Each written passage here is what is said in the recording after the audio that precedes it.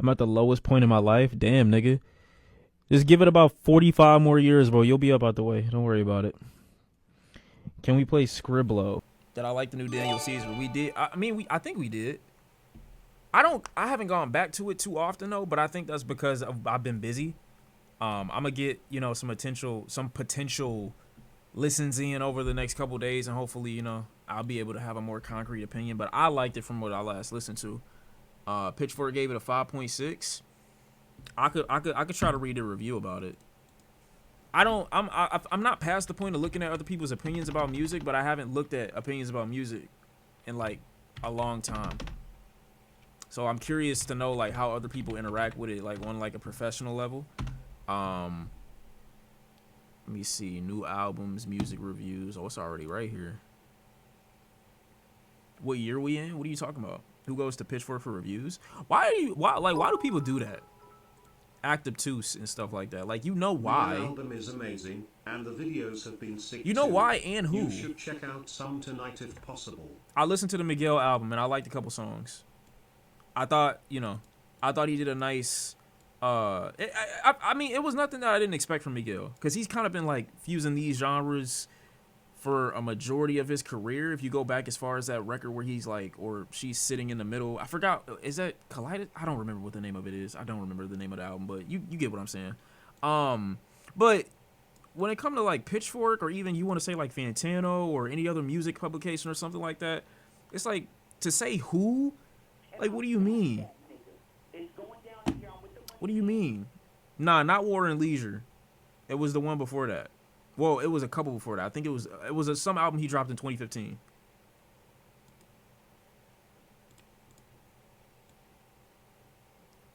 .6. The same reviewer gave Blood Orange a better review. I'm confused. Are you trying to say Blood Orange is better than or are you trying to say Blood Orange is worse than Daniel Caesar? I think that album that Blood Orange dropped wasn't as enjoyable. Like, that blends a lot more than I feel like this one does. And you're saying it's from the same writer. But this is why, like, everything's up to people's opinion or interpretation. The R&B singer explores his relationship to love and faith, but the clumsy songwriting offers more platitudes and testimonies. Sean, okay. This one's Whoa, I am way too small. What the fuck? Bro, I'm not about to go through this with y'all niggas again, bro. It's a new year. Get the fuck on, bro. Get some wits about yourself. What's going on with you personally? I like, this isn't a bad description of the album though. I had this issue with Daniel Caesar's last album when it came to the songwriting. Some of it was just a little cringe. It was. I don't hate this description. If I just had to look at this sentence as like a overview of what someone would have to get a little mini description of the album, I wouldn't be mad at that. He's a well-written review, but I think differently about the album. Let me see. I just don't care when we get to like moments like this, like, because I've already feel like I've solidified my thoughts. Notice streak, blah blah. If I should die here. I mean, he'll never top Freudian. It is what it is, And I love Daniel Caesar, but I don't think that album is. I don't think anything R&B related is really. Well, let me slow my roll. Like, let's hit the brakes for a second. But that is one of the best, R&B records of 2017, and easily the best in his career, I would say. You think this is better than Freudian? I can't agree with you, my brother. I can't agree with you. Like, nowhere close, I feel like, personally. Am I alone in hating Freudian? Yes. That is also anti-black, deeply. You're racist. Hold on. Wait a minute. Wait. Was gonna stay and watch until I saw your hair. Now I'm gonna leave. All right, bet. I'm gonna help you. And who else? I planned to sub today, but I changed my mind. Got you. You ain't gotta. I'm seeing niggas out myself. On God. That's literally a hate crime? I mean, it might be. I don't know. But it is what it is. Freudian was Daniel's least interesting writing and beat choice. It's like so shallow. I don't know how you came to that conclusion. I really don't. Some of his most powerful songs show up on Freudian. Some of his best vocal runs, some of his best singing, some of his best songs appear on there.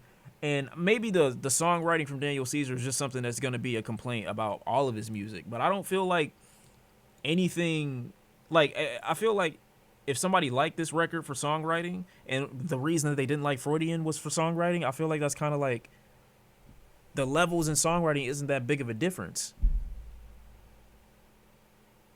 Never Enough? Never Enough was great.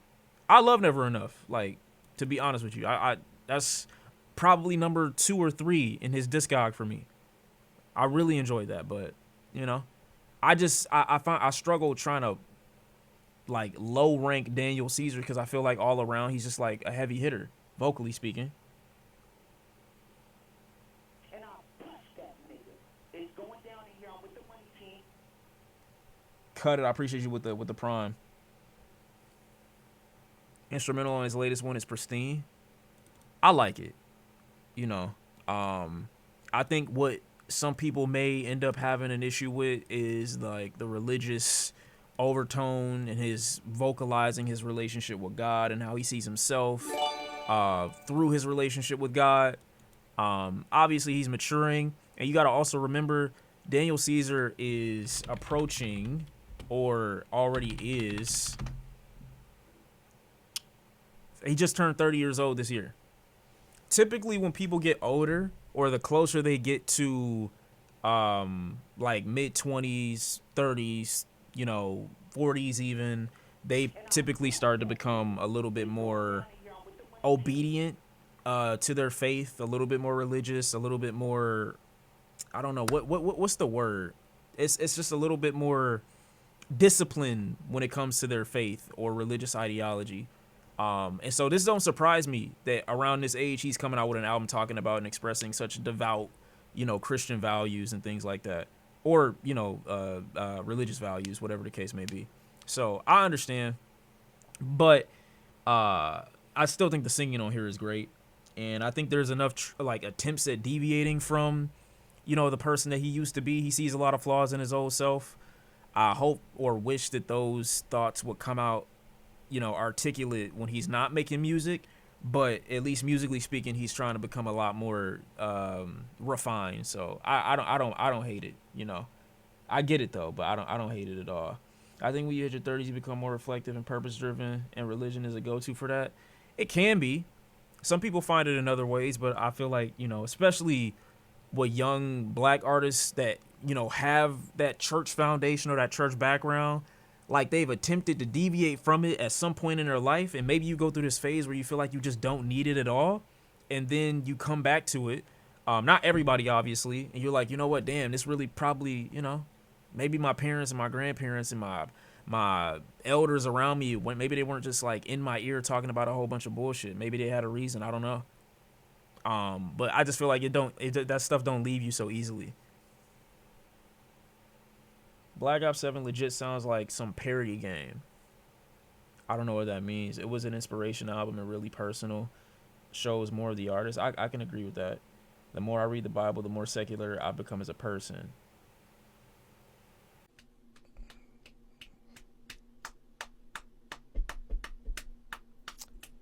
Oh, man.